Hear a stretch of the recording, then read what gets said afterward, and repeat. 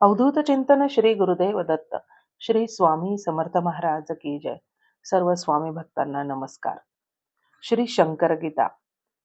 श्री शंकर गीतेमध्ये परमपूज्य शंकर महाराजांच्या असंख्य लीलांचं वर्णन त्या ठिकाणी आलेले आहेत. खरं तर अशा एका 18 अध्यायांच्या मर्यादेमध्ये शंकर बाबांच्या लीला मांडणं अशक्य प्राय आहे. परंतु या ग्रंथाचं पठन करत असताना आपण शंकर महाराजांच्या त्या अद्भुत लीलांमध्ये अगदी इतके हरून जातो आणि नतमस्तक होऊन जातो बाबांपुढे. आणि बाबांनी केलेल्या त्यातल्या लीला, त्यामध्ये बाबांचा सहवास ज्या भक्तांना लाभला, बाबांचा कृपा आशीर्वाद लाभला, ते सगळ्या भक्तांचं वर्णन बघताना खूप आनंद होऊन जातो. आणि त्या भक्तांपैकी आपण एखादा भक्त असू का बाबांचा, असे सुद्धा विचार मनामध्ये यायला लागतात. आणि ह्या शंकर गीतेमधल्या 18 अध्यायामध्ये अनेक भक्तांची नावं येतात, शिष्यांची नावं येतात, सेवेकऱ्यांची नावं येतात. पण त्यामध्ये 3 जण म्हणजे 3 प्रसंग मला फार दरवेळेला भावतात. ते म्हणजे डॉक्टर भोई यांच्या विषयीचा प्रसंग, नंतर दुसरं व्यक्तिमत्व म्हणजे परमपूज्य पेंटर काका. पेंटर काकांचा जीवनातील 2 प्रसंग अध्याय 9 आणि अध्याय 15 मध्ये येतात. 15व्या अध्यायामधला फार सुंदर प्रसंग आहे. आणि आता हे प्रसंग पण सादर करण्याचं मनात का आलं, कारण की 3 डिसेंबर 2024 रोजी अर्थात मार्गशीर्ष द्वितीया या दिवशी पूज्य पेंटर काकांना देवाज्ञा झाली आणि ते शंकर महाराजांच्या चरणी लीन झाले. तेव्हा ठरवलं की आपण आता 3 डिसेंबर 2025 तारखेप्रमाणे पूज्य पेंटर काकांचा प्रथम पुण्यस्मरण आहे, तर त्यांना ही मानवंदना आजच्या या ऑडिओमधनं देण्याचा छोटासा प्रयास मी आता करत आहे. परमपूज्य पेंटर काकांना जवळपास 18 ते 19 वर्षांचा सहवास शंकर बाबांचा लाभला. परमपूज्य पेंटर काका यांचा जन्म रामनवमीचा 17 एप्रिल 1929 वार बुधवार. बघा नाव काय होतं, रघुनाथ कडलासकर. रामनवमीचा जन्म होता, त्यामुळे नाव रघुनाथ ठेवण्यात आलं. तर ह्या पेंटर काकांविषयी आलेला शंकर गीतेतला प्रसंग, मला फार हा प्रसंग आवडतो आणि कितीतरी वेळा मी याला वाचते आणि असं रोमांच उभे राहतात. ते सगळं डोळ्यासमोर ते दृश्य दिसायला लागतं. पेंटर काका उर्फ श्री रघुनाथ दादा कडलासकर, सन 1949 साल. शंकर महाराजांची द्वितीय पुण्यतिथीचा उत्सव जक्कलमळ्यात सोलापूर येथे करण्याचा ठरला. सगळ्या एकनिष्ठ भक्तांनी तिथं दत्त मंदिर बांधलेलं होतं. महाराजांच्या पादुकांची स्थापनाही केल्या गेली होती. मंदिराला रंग देण्याचं काम पेंटर कडलासकर करत होते. अहो, मध्यरात्र उलटून गेली होती, रंग संपत आलेला. अजून गाभारा बाकी. उद्या तर पुण्यतिथी, मध्यरात्री रंग कसा मिळणार? साल बघा 1949. मोठी अडचण, काय करायचं? कडलासकरांनी महाराजांचं नाव घेत जय शंकर अशी आरोळी ठोकली आणि तसाच रंग देत राहिले. आणि काय आश्चर्य घडत होतं की नुसता ब्रश चालत होता, रंग तर संपलेला होता आणि संपूर्ण मंदिर रंगवून झालेलं होतं. असा पेंटर काकांनी बाबांना आर्त हाक मारली आणि बाबा मदतीला धावून आले आणि बिना रंगाचं नुसता तो ब्रश चालत होता आणि संपूर्ण मंदिर रंगवून झालेलं होतं. कबीर फार सुंदर एका दोह्यात सांगतात, मोको कहा ढूंढे मैं तेरे श्वास में, मैं तेरे विश्वास में, तू पुकार, तू मुझे पुकार, अगर पुकारा ही नहीं तो आने का सवाल ही नहीं. पूज्य पेंटर काकांनी बाबांना हाक मारली, आर्त हाक मारली, बाबा रंग संपलेला आहे, उद्या सकाळी पुण्यतिथीचा उत्सव आहे, मंदिराचा गाभारा रंगवून व्हायचा आहे, रात्रीचे 12 वाजून गेलेले आहेत, आता कुठेही रंग मिळणार नाही, तेव्हा भक्ताची लाज राखा, जय शंकर म्हणत जो रंग दिला आणि सुंदर मंदिर रंगवून झालं. असा तो बाबांना मारलेली ते हाक आणि बाबांनी केलेली कृपा. पूज्य पेंटर काका भरून पावले. पुण्यतिथीचा उत्सव जोरदार झाला. आता दुसरा प्रसंग तो येतो 15व्या अध्यायामध्ये. म्हणजे हा जो 9व्या अध्यायातला प्रसंग आपल्याला काय सांगतो, की आपल्या आराध्य दैवतावर असलेली आपली अढळ श्रद्धा आणि प्रार्थनेचं, त्या हाकेचं सामर्थ्य. तू मुझे पुकार, अगर पुकारा ही नहीं तो आने का सवाल ही नहीं. तो पुकारा केला की स्मरण मात्र संतुष्ट आहे असलेले, छोट्याशा नुसत्या हाकेमध्ये संतुष्ट होणारे भगवान दत्तात्रय अर्थात शंकर महाराज धावून आले आणि मंदिर रंगवून झालं. आजही तो ब्रश पेंटर काकांच्या घरी आहे आणि सगळ्या आपल्या स्वामी भक्तांसाठी त्या ब्रशचा फोटो मला मिळालेला आहे. माझी एक मैत्रीण आहे, ती माळीनगरला जी मंदिर आहे अकलूज जवळ, त्या ठिकाणी ती सेवेला असते. अनिता मेहत्रे तिचं नाव आहे. तिला ह्या पूज्य पेंटर काकांचा सहवास लाभला आणि पेंटर काकांनी जे ध्यान मंदिर बांधलं होतं त्याचा त्या ठिकाणी यज्ञ होता, स्थापना दिन होती, प्रतिष्ठापना होती मूर्तीची. त्या दिवशी पेंटर काकांनी तिला आपल्या जवळ बसवून घेतलं होतं आणि त्याला फार भोळी भाबडी आणि अतिशय शंकर बाबांवर नितांत श्रद्धा असलेली ही मुलगी, आणि तिने मला ह्या सगळे फोटो पाठवलेले आहेत. शंकर बाबां म्हणजे ज्या दिवशी पेंटर काकांनी त्या ब्रशनी मंदिर रंगवलं, तो ब्रशचा फोटो सुद्धा तिने मला पाठवलेला आहे. आणि तो यज्ञाचे आणि पूज्य पेंटर काकांचे फोटो सुद्धा तिने काही पाठवलेले आहेत. ते आता आपल्यासाठी या ठिकाणी लोड करणार आहे. आता पुढचा दुसरा प्रसंग आहे तो 15व्या अध्यायातला. या 15व्या अध्यायात सुद्धा बाबा सांगतात की मी सगळीकडे आहे, चराचरामध्ये व्यापून आहे. फक्त तुमची तेवढी ती श्रद्धा बळकट हवी, श्रद्धेचं नाणं बळकट हवं. परमपूज्य पेंटर काकांची मुलगी प्रमिला बारामतीला मावशीकडे गेली होती. तिला तिथं भूतानं झपाटलं होतं. ती मध्येच डोळे फिरवायची, इकडे तिकडे बघायची, आरडाओरडायची आणि मग एक अचानक बेशुद्ध पडायची. तिच्या मावशीनं अनेक उपाय केले, पण सगळे व्यर्थ. शेवटी तिला सोलापुरात आणून सोडलं. मग त्यावेळेला पूज्य भस्मे काका म्हणाले, पेंटर काकांना म्हणतात, अरे बाबा, देवर्षींना दाखव आता, मुलगी बरी व्हायला हवी. देवर्षीला दाखव हे ऐकलं आणि पेंटर काका हादरले. आपल्यासाठी महाराज असताना आपण इतरत्र कशाला जायचं? आपले महाराज आहेत ना आपल्यासाठी, शंकर बाबा आहे ना इथे.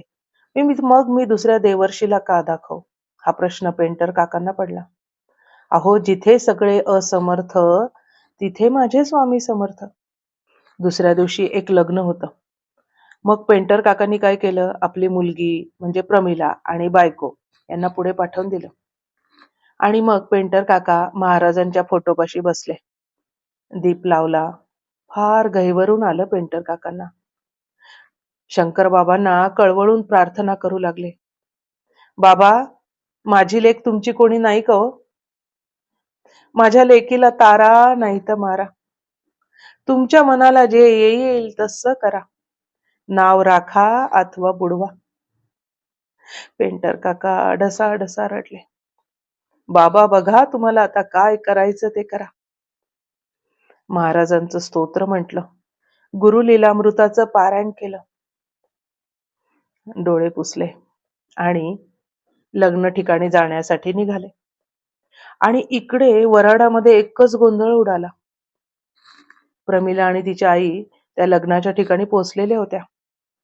आणि अचानक काय झालं, ती प्रमिला मोठमोठ्याने ओरडत, शंकर्या मी जाते, मला सोड. अरे शंकर्या मी जाते, मला सोड, मला मारू नकोस, असं म्हणत पळत पळत वेशी बाहेर गेली. शंकर्या आता मी चालले रे, ओरडत बेशुद्ध पडली. सगळीकडे एकच गोंधळ उडाला. आणि त्याच वेळेला कडलासकर काका त्या ठिकाणी येऊन पोचले आणि त्यांना झालेला तो आनंद काय वर्णावा. जय शंकर म्हणाले.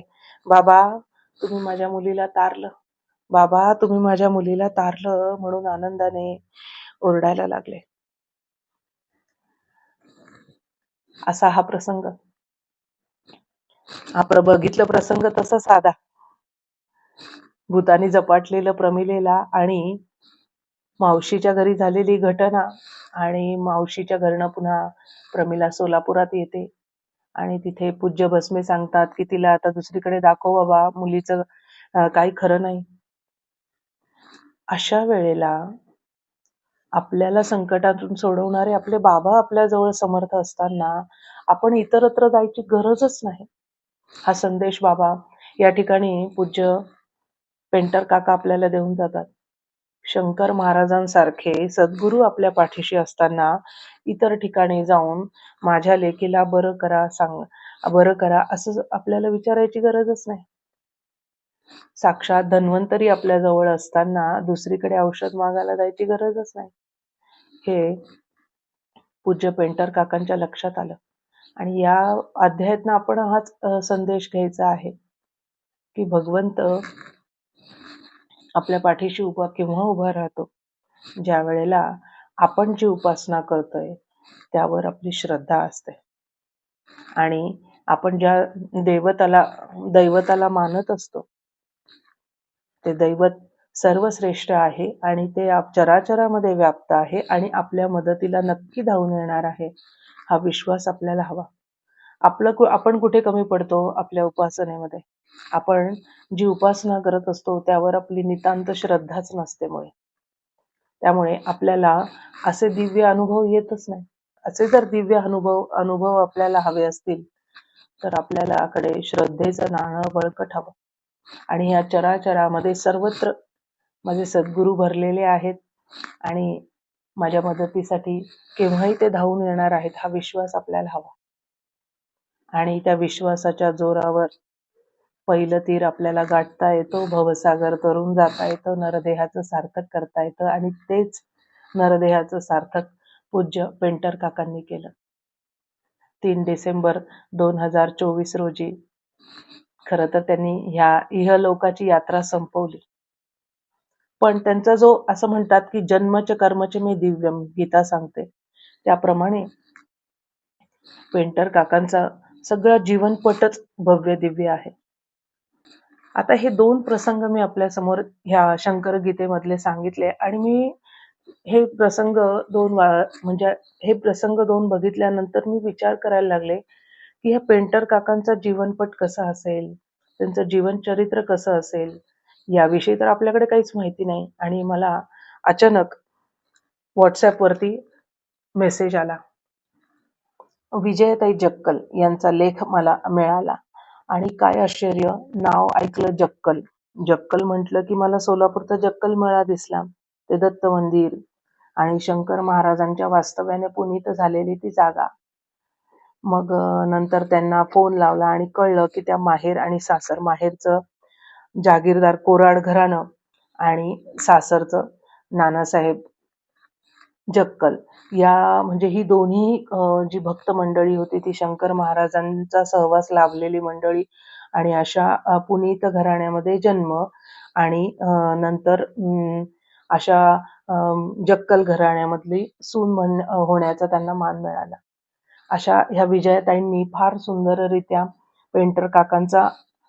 पेंटर काकांना जी श्रद्धांजली वाहिली 3 लेखांमधनं, ते 3 लेख आता आपल्या समोर थोडक्यात सादर करत आहे. पहिला लेख तर मला इतका आवडला, ये दिल तुम बिन कहीं लगता नहीं हम क्या करे असं त्या लेखाचं त्यांनी शीर्षक दिलेलं आहे आणि या लेखामध्ये त्यांनी जन्मचे कर्मचे मे दिव्यम म्हणजे पेंटर काकांविषयी बोललं जातं ते फार सुंदररित्या गुंफलेलं आहे. कसं असतं बघा, विजयाताई सांगतायत, एखाद्याच्या जन्माचा इतिहास इतका गोड कसा काय असू शकतो? बाबांच्या म्हणजे शंकर बाबांच्या अनेक चमत्कारांपैकी हाही एक चमत्कारच म्हणावं लागेल. आणि बाबा म्हणजे निव्वळ अवलिया, सदोदित फिरत राहणारा. आता या ठिकाणी कधी कधी बाबांसाठी एकेरी शब्द पण आलेला आहे. एका गावात जरी असला तरी एका ठिकाणी किती काळ राहील याचा भरोसा नसायचा. सोलापुरातील जक्कल मळ्यामध्ये बाबा राहत होते. त्यावेळी मळ्यामध्ये हरिभाऊ आणि द्वारकाबाई हे दाम्पत्यही राहत होते. या दाम्पत्याला बरेच वर्ष अपत्य प्राप्तीचा योग आलेला नव्हता. पोटी मुलबाळ नाही. मग हरिभाऊंनी दुसरं लग्न केलं आणि दुसऱ्या पत्नीचं नाव होतं आवडी आणि मग ह्या आवडीला काय केलं, दुसऱ्या ठिकाणी म्हणजे झुंजे बोळामध्ये एक घर घेऊन तिथं तिला ठेवलं. आणि ही बातमी द्वारकेच्या कानावर येऊन पडली. द्वारकेला फार मनस्ताप झाला. पोटी आपल्या मुलबाळ नाही म्हणून नवऱ्याने दुसरी बायको केली. फार तिला दुःख झालं आणि ही माऊली दुःख तिला आवरेना आणि ती येऊन पोचली पूज्य बाबांकडे. बाबांकडे तिने धाव घेतली. सगळी कथा बाबांच्या कानावर घातली. बाबांनी काळजी करू नकोस, मी आहे ना म्हणून धीर दिला. आणि बघा आता ह्या हरिभाऊंनी काय केलं, ज्या पत्नीला पहिल्यांदा मूल होईल तिला नांदवणार आणि दुसरीला सोडून देणार असं हरिभाऊंनी घोषित केलं. मग द्वारकेच्या पायाखालची जमीनच सरकली. तिनं जाऊन बाबांचे पाय धरले. बाबांनी तिला धीर दिला. काळजीचं कारण नाही, तो बिनघोर राहा असं म्हणून पाठीवर थाप मारली. बाबांची पाठीवरची थाप म्हणजे आशीर्वादच ठरतो नाही का? तसंच झालं. ह्या आशीर्वादानं द्वारकाबाई गरोदर राहिल्या. थोड्या महिन्याच्या अंतरानं दुसरी पत्नी आवडी पण गरोदर राहिली. आता आली का पंचायत? त्यावेळी हरिभाऊंनी सांगितलं की ज्या पत्नीला मुलगा होईल तिला जवळ ठेवीन. यात मात्र द्वारकेनं बाजी मारली. कर्मधर्म संयोगानं तिला मुलगा झाला आणि 6 महिन्याच्या अंतरानं आवडीला पण मूल झालं आणि ती होती मुलगी. पण आवडी होती लाडकी. त्यामुळं हरिभाऊंनी काय केलं, आवडीला काही अंतर दिलं नाही. द्वारकेला काही हे मान्य नव्हतं. आपल्या मुलाच्या काळजीनं हैराण झाली. मग या मातेनं बाबांकडे धाव घेतली. आपल्या बाळाला बाबांच्या पायाशी ठेवलं आणि म्हणाली, याचं काय करायचं ते करा. याला तुमच्या पदरात घातले आहे. बाबांनी ही त्वरित बाळाला छातीशी कवटाळलं आणि म्हणाले, काळजी करू नकोस हा. तो माझ्या सावलीत वाढेल. तुझ्या 7 पिढीचा मी उद्धार करेन. ही द्वारका कोण लक्षात आलं का? आणि हे बाळ अर्थात ही द्वारका म्हणजे पेंटर काकांची आई आणि ते बाळ खुद्द म्हणजे पेंटर काका रघुनाथ कडलासकर. सर्वार्थानं माऊलीच्या सावलीत वाढले आणि सावली होऊन राहिले. बाळ रांगू लागलं, धावू लागलं.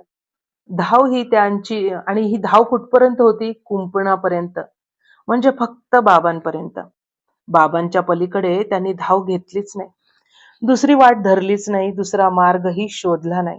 उंबरठा बाबांचा त्या बाळानं कधी ओलांडलाही नाही. जगाचं, जीवनाचं माप ओलांडलं. शेवटचा श्वास सोडला. पण बाबांचा ध्यास सोडला नाही. देह अनंतात विलीन झाला. पण भक्तीत कुठे कमी पडला नाही. जगताना किती परीक्षांना तोंड द्यावं लागलं. कधी तक्रार केली नाही. पूज्य बाबांची खोडच आहे बरं. भक्तांची वेड्यासारखी परीक्षा घेतात.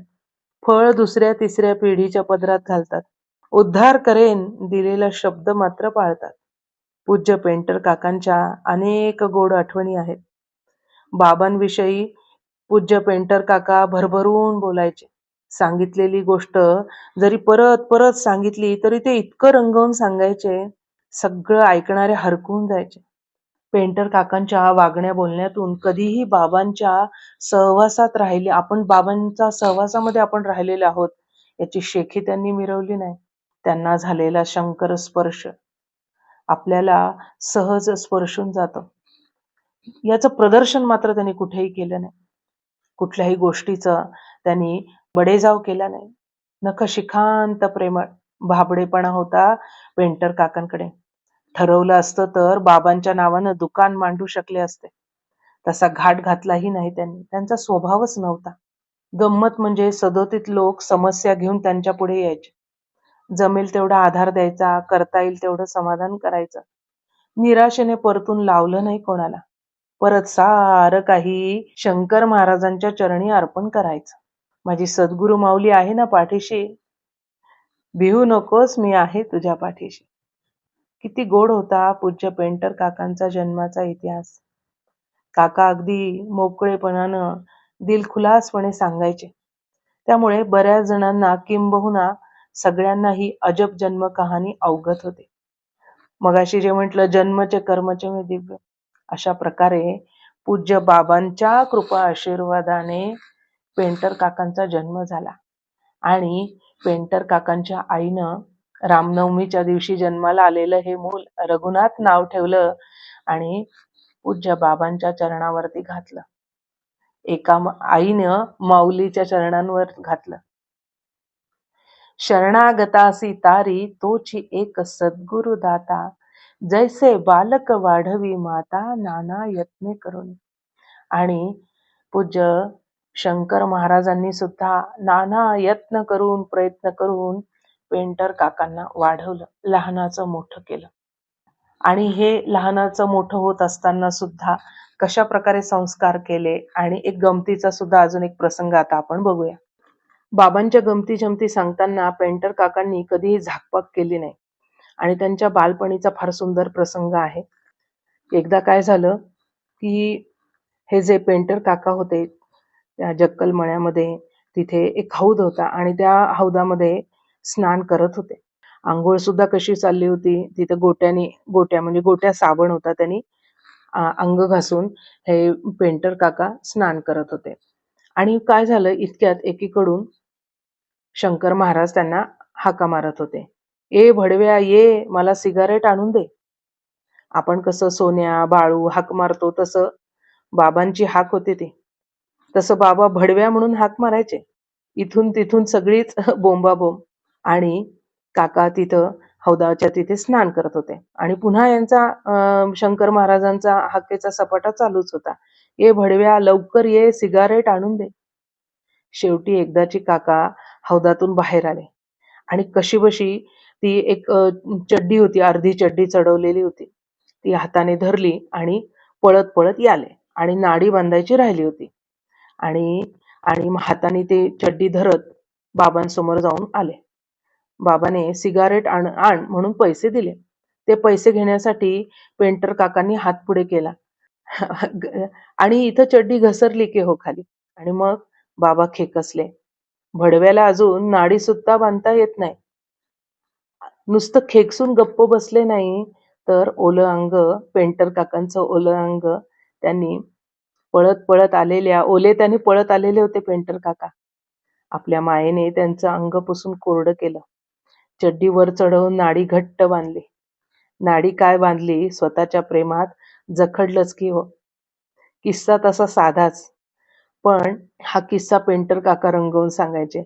आणि ऐकणारे हे सगळे, विजयाताई सांगतात की ऐकणारे आम्ही भाबडे होतो. ती निराग असता नक्की कोणात होती हा चर्चेचा उपयोग नाही करून, पण किस्सा ऐकताना मज्जा येत असे. जमानाच तो तसा होता. कसे भक्त होते, गुरुने हाक मारता क्षणी धावणारे. नाडी बांधायचं भान भक्तांना नसायचं. भक्तांच्या नाड्या बांधताना सद्गुरूलाही मी सद्गुरू आहे याचं भान नसायचं. गुरुची आज्ञाप्रमाण मानणारे भक्त कुठे मिळणार हो. भक्तांच्या चड्डीची नाडीही बांधणारे गुरुही कुठे मिळणार. सार कालातीत जमा झालं. आठवणीत आळवायचं फक्त. आताचे भक्त काय, गुरु काय, जुजबी ज्ञान प्राप्त झालं की लगेच थाटलं दुकान. नाड्या कधी आणि कोण बांधणार. नाड्या आवळायच्या पाठी जो तो लागलाय. म्हणूनच आजही या किस्स्यांनी केवळ हसू येत नाही, तर कौतुक वाटून जातं. कुठेतरी काळ बदलत आहे, निरागसता लोप पावत चालली आहे, एवढं मात्र खरे. कशी ती भक्त मंडळी, कसे ते गुरु, धन्य धन्य. कालातीत झाले हो सारे, पण त्यांच्या स्मृती आजही डोळ्यांच्या कडा ओलावून जातात. हा प्रसंग आपल्याला काय सांगून जातो हो. व्हा निर्वस्त्र म्हणजे काय हो. इथे निर्वस्त्र होणं म्हणजे मुखवटे सगळे गळून पडू दे, आपल्यातील अहम गळून जाऊ दे. जेव्हा हा मी मिटतो तेव्हा तो भेटतो, हे ओघाने होतं हो. ती चड्डी सुटली आणि त्याने नाडी बांधली, हे सोडायचं काम आपल्याने झालं पाहिजे हो. तेच नेमकं होत नाही. जसं आहोत तसं सद्गुरूला भेटणं अपेक्षित असतं. आणि मग तो नाडी बांधतो, याचा अर्थ असा, तो दीक्षा देतो, तो आपल्याला त्याच्या छत्रछायेत घेतो, तो आपल्याला उघडे ठेवत नाही, त्याच्या मायेच्या उभेखाली स्वतःच्या पंखाखाली झाकतो. त्याची हाक ऐकणं आणि ऐकली की आहे तसं धावत जाणं हे महत्वाचं. तेही कसं, अगदी उघडं निर्वस्त्र, म्हणजेच मुखवटे नको, खऱ्या स्वरूपात. जुन्या धारणा, कल्पना, मान्यता सगळं सगळं सोडा. जुनं काही पकडून ठेवायचं नाही. कुठल्याही गाठी नकोत. हा मी असा आलो आहे, तसा आलो आणि तुझा होऊन गेलो, हा भाव हवा. भाव फार महत्वाचा. मुठी मोकळ्या सोडा, हात मोकळे असू देत, हृदयाची दालनं उघडं राहू दे. मग ही मनही तसंच रीत होऊ दे. नको कचरा, नको गाठी, नको आढी, झोळीही रिकामी असू दे. बाबांच्या लहानपणीचा असाच अजून एक प्रसंग आता आपण बघूया.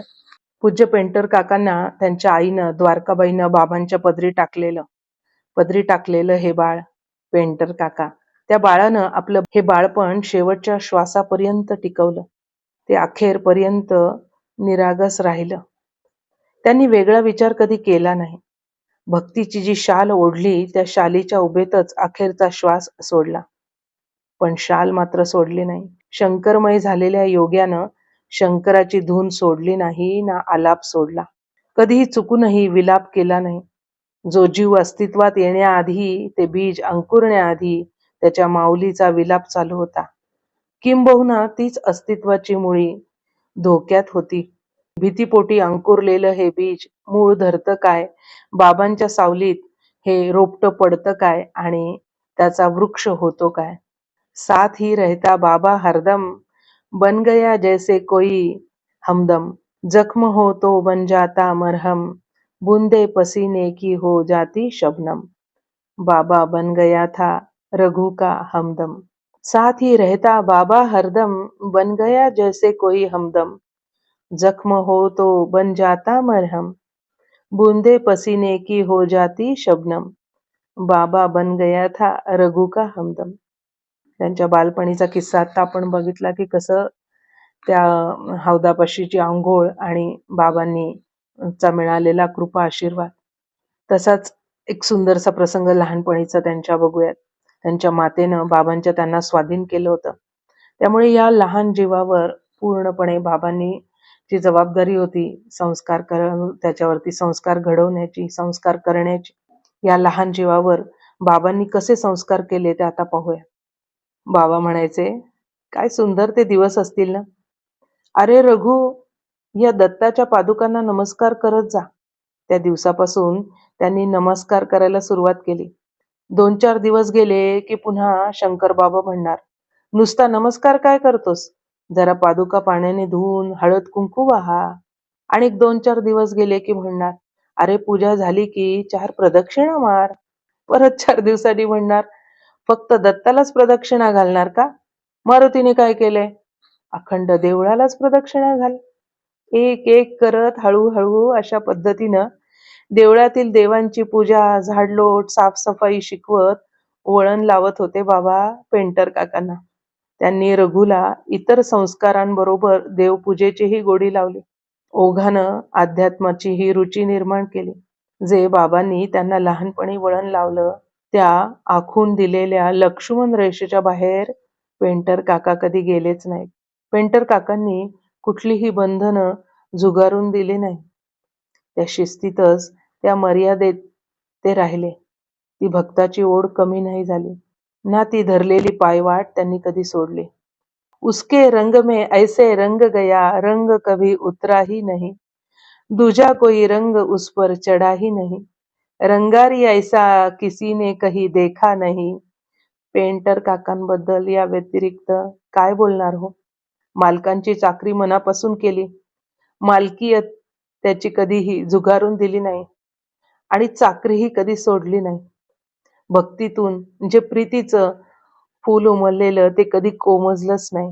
देहातून प्राण गेला पण ओठातून नाम गेलं नाही. शंकरा शंकरा, हा तुझा भक्त रे खरा. अशी भक्ती केली, भक्तीचा मळा फुलवला. आयुष्य सार बाबांच्या चरणी वाहणारा हा भक्त दुसरा तुकोबाराय ठरला हो. अनंतात देह विलीन झाला तरी सुगंध कमी होणार नाही. भक्तीतून उमललेल्या प्रीती फुलाचा शंकर सुगंध सर्वत्र दूरवर कालातीत दरवळत राहील. काकांच्या जन्माची जितकी कहाणी रोचक, तितकाच मृत्यूही महान होता. मृत्यूचाही उत्सव झाला. अखेरचा श्वासही तितक्याच सहजतेनं सोडला. बाबांच्या सावलीत वाढलेल्या या रोपट्याची बाबांनी अशी निगा राखली, असं जपलं, वाढवलं. जगाची माऊलीच त्याची माऊली होऊन जाते. जगाच्या माऊलीच्या सावलीत वाढण्याचं भाग्य त्या बाळाच्या पदरी आलं. जो छोटा रघुनंदन झाला, त्याला कसे वंदन करायचे. पेंटर काकाही अगदी तसंच कृतार्थ आयुष्य जगले. भरभरून जगले. त्या सहजतेने जगले. त्याच सहजतेनं मृत्यूलाही सामोरे गेले. शंकरमय झालेले, शंकर स्पर्शित पेंटर काका शंकर चर्चित होऊन राहिले. शंकर सुगंध दरवळून गेले. अशा आकंठ भक्तिरसात डुंबलेल्या काकांबद्दल बोलताना कृतार्थ वाटतं. घटना घडून जातात. व्यक्ती काळाच्या पडद्याआड गेल्यावर गतस्मृतींना उजाळा देण्यातूनच आपण त्यांना आठवत असतो. व्यक्ती देहरूपानं आपल्यात नसली तरी स्मृतीतून कधी जात नसते. किंबहुना त्या आठवणीत हरवण्यात जी मौज असते ती शब्दातून व्यक्त करता येत नाही. त्या क्षणांना पुन्हा जागं करूया. अशा भक्ताला काय आणि कशी हो मानवंदना देणार?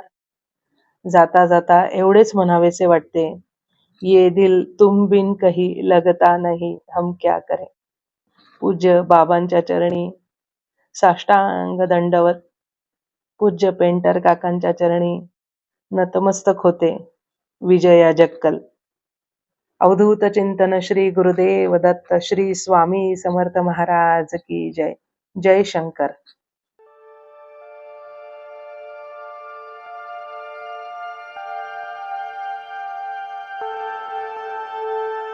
अध्यात्मावर अशीच माहिती मिळवण्यासाठी देव माझा चॅनलला सबस्क्राईब करा